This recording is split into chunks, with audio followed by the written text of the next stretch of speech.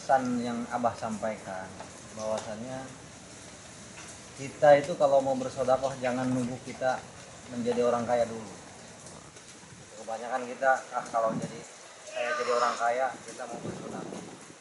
Pesan Abah, walaupun kita sedang dalam keadaan miskin sekalipun, kita itu harus berbuat baik, berbuat sedekah.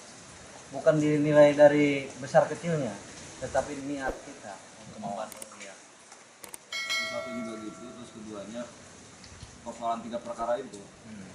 Jadi karena sholat, zakat, puasa itu. Iya. Nah itu diantaranya salah satunya itu. Dokter Andes belum selesai itu, ya kan? Nggak ngerti dia. Kalau ketemu saya, dia bilang ngomong bid'ah. Saya tahu orang mati itu nggak bisa langsung ke sana, enggak. Pasti masih muter di rumah itu. Saya aja waktu itu muter di situ. Setiap teman saya datengin nggak gobres, karena nggak nyambung antara roh sama orang yang hidup ini, kan nyambung. Akhirnya saya diam. Tapi saya tidak tahu. Suara ini nggak tahu. Cuma ngelihat jasad ini, kasihan orang ini mati. Jadi nggak kenal sama jasad kita itu. Makanya kita disuruh taat sama Allah supaya kita mengenal jasad kita. Kalau kita banyak melakukan dosa, jasad kita mintakan ampunan. Ya Allah, ampunilah jasadku. Kalau soal minta ampun setiap hari itu ruhnya aja yang dimintain ampun. Jasadnya enggak. Bagaimana kita bisa hidup sempurna? Bagaimana kita bisa hidup cari duit yang enak? Kayak begitu. Ya ini sedikit-sedikit supaya kita paham. Ya. Ada doa. Allah tidak akan merubah nasib satu kaum kalau kaum itu tidak mau merubah. Cuma orang sekarang mengatakan merubahnya itu yang tadinya dagang begini pindah. Bukan, imannya suruh merubah. Kalau imannya berubah, semuanya akan dirubah sama Allah. Gitu.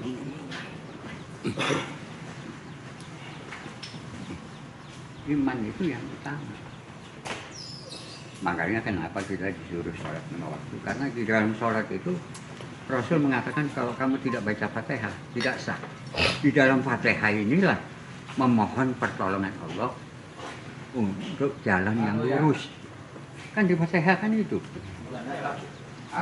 Jadi yang bisa menolong hanya Allah saja. Tapi soal kerja sama orang Nasrani nggak ada masalah. Malah kita melihat ilmunya apa dia bisa jadi begini, bisa kayak begini, apa ini? Begitu. Makanya cuma kan kepahaman kita ini kan selalu bab masalah dunia itu rezeki. Tidak.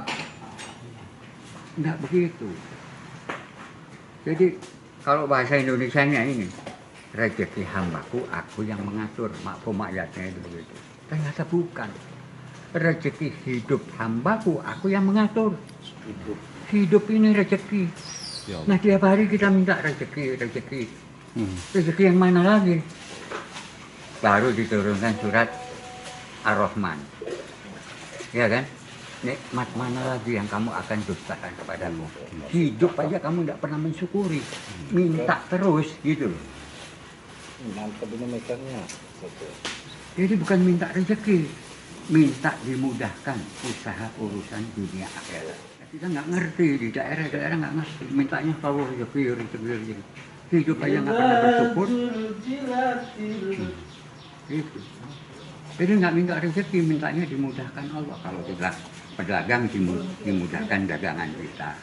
Kalau kita sebagai guru ngaji dimudahkan mau murid-murid kita supaya lebih cepat hafal, kan begitu. Kalau masalah dunia ini kan akal ini, kan nggak disebut rezeki. Bunuh dunianya itu kalau disebut rezeki mati pasti dibawa kayak orang Cina.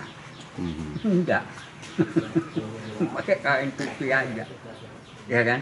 Nggak bawa apa-apa bayar. Udah pakai kain putih akhirnya diusir kita dari dunia. Siapa yang ngusir dulu? Kalau yang suaminya mati, istrinya yang ngusir. anak-anak yang Mesir cepat-cepat ditanam. Allah Akbar. Ya kan, menurut agama kita Islam kalau cepat ditanam lebih bagus. Usir semua, nggak ada yang nggak diusir. Kita ini nasibnya diusir, kita hidup nanti akhirnya diusir dari dunia ini. Itu, akhirnya mesti paham itu. Ya kan? Kenapa Rasul mengatakan bahwa kamu harus ingat mati? Ternyata itu. Ternyata akhirnya kamu diusir sama keluargamu. Kan ada hadisnya, disuruh ingat mati. Saya cari, ingat mati kenapa kok suruh ingat mati? Ternyata itu tadi, kamu bakalan diusir dari dunia ini, keluargamu dulu. Kalau sudah keluarga, teman-temanmu cepat lari deh, kasihan. Kita kan muslim, orang muslim itu cepat ditanam, hadis Nabi juga mengatakan itu. Kan diusir kita. Walaupun kita punya kekayaan bagaimana, diusir. Nah itulah buat satu pegangan bahwa Rasulullah pernah mengatakan bahwa kita harus ingat mati.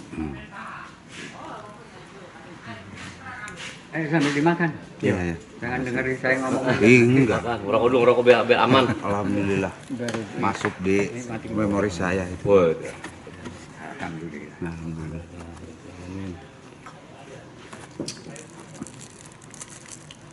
Kenapa saya kesini?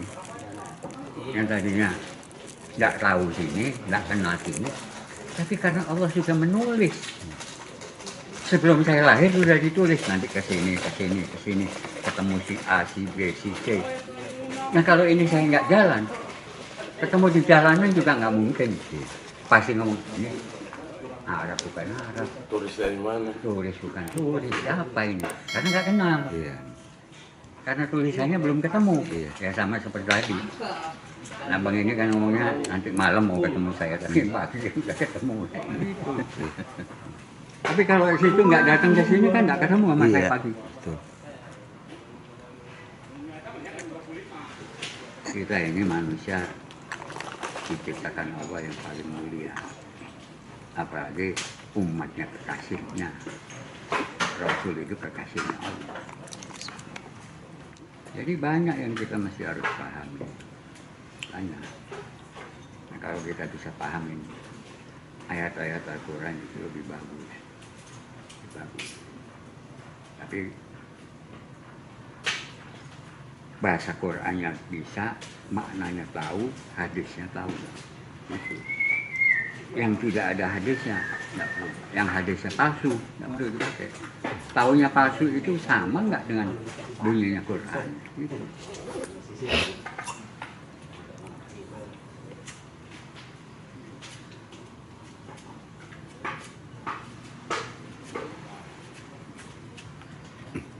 Karena Allah tidak pernah dimintain hidup di dunia ini. Tidak ada satu makhluk pun yang pernah minta hidup di atas bumi ini. Tidak ada. Sampai binatang itu juga nggak pernah minta sama Allah, ya Allah hidupkan aku di dunia. Tidak ada. Manusia juga begitu. Ya Allah hidupkan aku di atas bumi ini. Tidak ada. Cuma kita punya pemikiran bahwa kita diciptakan Allah. Nah kalau diciptakan Allah pasti ada pertandanya. Hujan aja ada tandanya, mendung dulu. Nah kita pertandanya apa? Asbab bapak ibuku ya Allah, Engkau ciptakan diriku di atas bumi ini. Gitu. Tanpa bapak ibu kita keluar dari mana? Makanya disuruh Rasul mencintai orang tua. Karena asbabnya dari kedua orang tua ini. Tanpa orang tua kita yang nggak tahu. Tahu jadi kodok, tahu jadi ular. Ini masih bagus, masih bisa dimakan orang. Tapi kalau jadi nyuk-nyuk, nah udah bilang medali.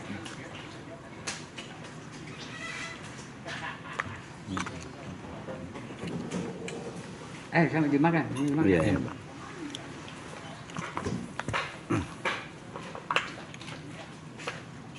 Kenapa saya udah begitu di sana? Memang saya bawa sarung ini, itu niat saya memang mau saya kasih.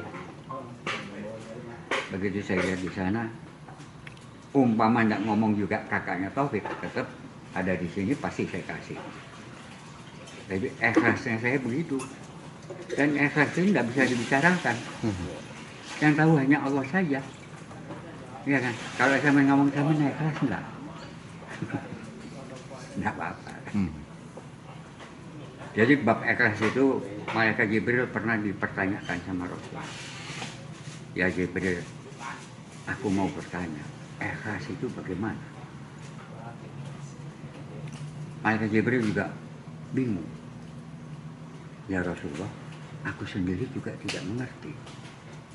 Coba tanyakan kepada Allah. Ditanyakan kepada Allah. Bab ikhlas itu Jibril sampaikan kepada kekasihku. Itu antara orangnya dengan aku.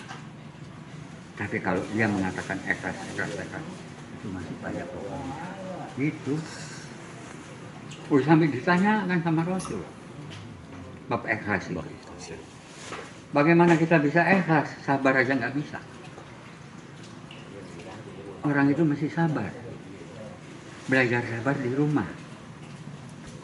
Nah kalau sudah sabar, contohnya seperti orang mau nazar. Mau nazar ini sakit, ya kan? Kalau sakit ini dia terima ikhlas, baru bisa keluar ruhnya. Kalau nggak sabar, ya kayak ayam dipotong. Oma. Itu. Ya itu sedikit aja. Amin. Mudah-mudahan aja ada manfaat.